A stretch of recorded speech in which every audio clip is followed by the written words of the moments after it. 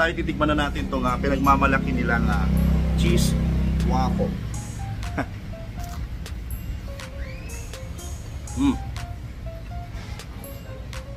Crunchy, siyempre cheesy.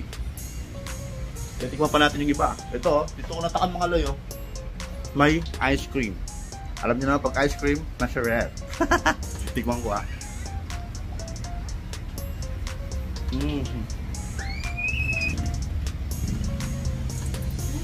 Sakto lang yung lasa nito mga loy. Malinamnam na medyo matamis. Hindi na kailangan kasi meron ng ice cream. Ito na yung pampatamis talaga ng waffle. Perfect combination to para lalo pang ma-enhance yung flavor. Tatry ko naman tong chocolate waffle. Ito ano lang, mild yung ano niya, yung lasa. Hindi matabang, hindi masyadong matamis. Sakto lang din to. Sorry. Ang magandaan kasi dito mga loy. Crunchy. Kasi nga crunchy. Nga sa ito para sa akin mga loy, panalo to. Kasi ako mahilig ako sa salty food. Kaya saktong-sakto to, medyo maalat ng konti dahil sa cheese. And then medyo matamis doon sa waffle. Bagay na bagay to sa kape. Kasi nga nagtitinda din po sila dito ng mga kape nandun sa taas. Bagay na bagay talaga to, promise. And last din naman tong cookies and cream. Nina? Cookies and cream na waffle.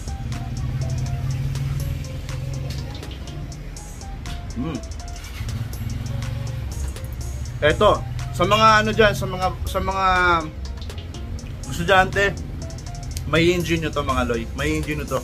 Kasi naghahalo yung yung tamis nung cookies tapos yung cream.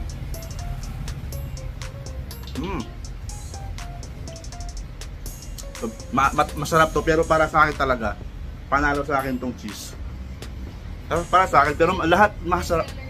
Masarap. Sabi nga ni Ninang, best seller daw nila yung cheese. Talagang yun ang binibili. Pero lahat ng flavor na to masarap. Masarap talaga mga loy. Okay to. At hindi, ang kagandahan dito mga loy, hindi ito masyadong matamis. Saktong-sakto lang. Para sa akin na. Pero, nag-stand out talaga sa akin itong cheese. Itong cheese talaga. Kung yung mga loy, kung gusto nyo magmerienda dito sa Dinulupihan, Bataam, malapit lang to sa Dinulupihan Plaza, puntahan nyo itong Happy Food.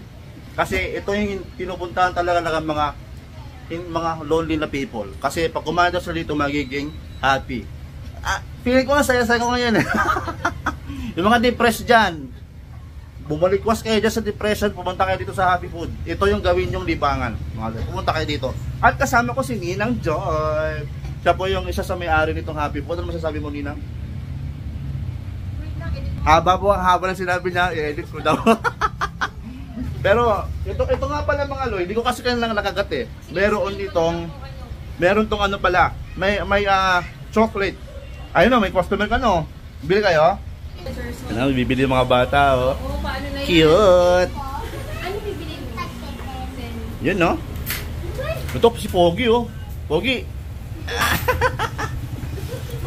Yung mga ano, nasabi ko na yung kung ano yung lasa ng mga waffles nila.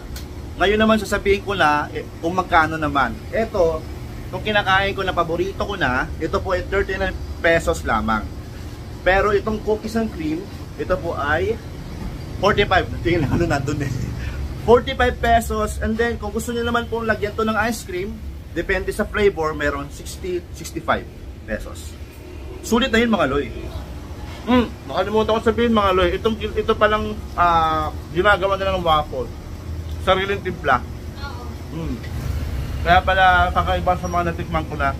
Kasi talaga ito parang homemade. Titikman ko rin itong yogurt. Strawberry yogurt. Hindi lang mga waffle, binibenta na rin ito mga loy. Baka sabihin nyo, puro waffle lang to. Dito sa Happy Food, nagtitinda rin sila ng mga kape. Kagaya dito, yung yogurt.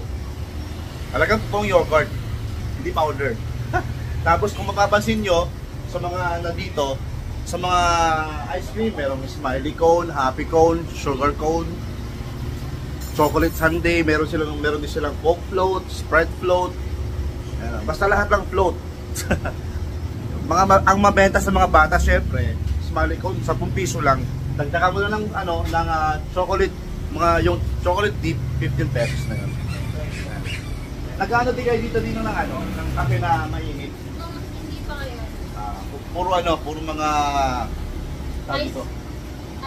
mga iced coffee, Ang puntahan nyo dito, nandito lang naman to sa Dinulupihan Plaza, malapit lang. Sa mga malapit lang dito sa elementary school. Basta lahat dito, kung makagawin kayo dito sa plaza, magutom kayo, di ba? Parang gusto ko mag-happy food. Pumunta na kayo dito sa happy food. At yung sinasabi ko na sa inyo, homemade po yung waffle, masarap, panalo. Yun lang mga ulit, maraming salamat. Keep supporting us, ulit brothers. Keep supporting us, Happy Food and Fox World Philippines.